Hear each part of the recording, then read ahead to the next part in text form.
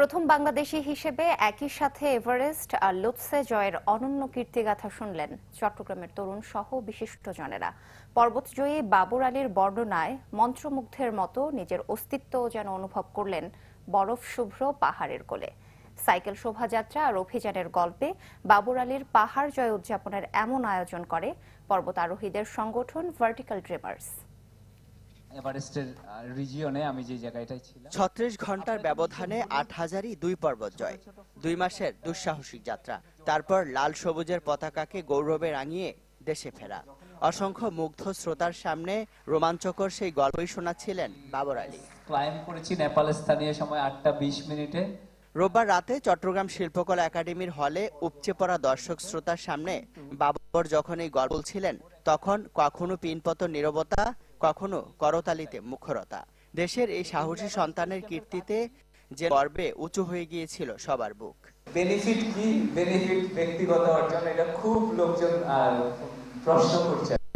আমি একটা ছোট করে বলি, আমি কোথাও কোনো চূড়ায় দাঁড়ালে সে ৫,০০০ মিটার হোক ৬,০০০ মিটার হোক, প্রথম যে জিনিসটা ব্যাকপ্যাক থেকে বের করি সেটা তো আমার লাল সবুজ পতাকা দেয়, আর কিছু তো রিপ্রেজেন্ট করি না।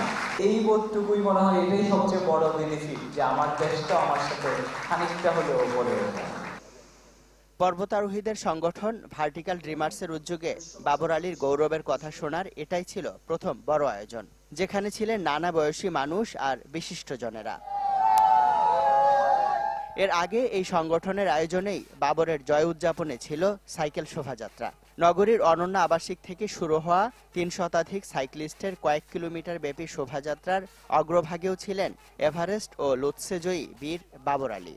এমন মুহূর্তকে তাই নিজেদের জন্য স্মরণীয় বলছেন তার সহযাত্রীরা। তো একজন এভারেস্ট জয়ীদের সাথে আমরা সাইকেল চালায় আসছি, এটা অনেক বড় একটা অভিজ্ঞতা, মানে ভাবার মতো। আমাদের চট্টগ্রামের ছেলে বাবর ভাই, উনি যে এভারেস্ট জয় করছে, আসলে আমরা একটু গর্ব করি। আমি আসছি সুদূর ব্রাহ্মণবাড়িয়া থেকে আসছি, বাবর ভাইয়ের সাথে আমার একটি সম্পর্ক আছে, সেই সম্পর্কটা আমি চলে আসি আজকে রাইডে উপভোগ করার জন্য।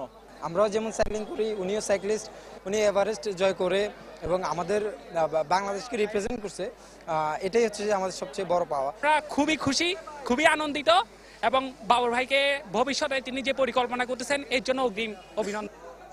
বাবর শুধু পর্বতারোহী নন, একজন সাইক্লিস্টও, যে সাইকেলে তিনি পরিবেশ দূষণ সহ নানা অসঙ্গতির বিরুদ্ধে সচেতনতার বার্তা নিয়ে ঘুরেছেন বাংলাদেশ আর ভারতে। এমন বার্তা ছড়িয়ে দিতে চান সামনেও।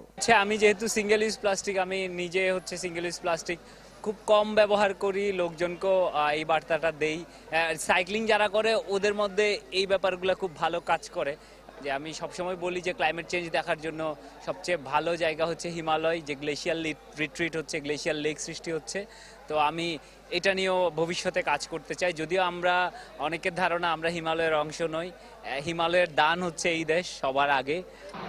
গত ১৯ মে এভারেস্ট আর ২১ মে লুৎসে জয় করেন চট্টগ্রামের সন্তান, পেশায় চিকিৎসক, নেশায় পাহাড়ি বাবর আলী। ইমদাদুল হক, চ্যানেল 24, চট্টগ্রাম।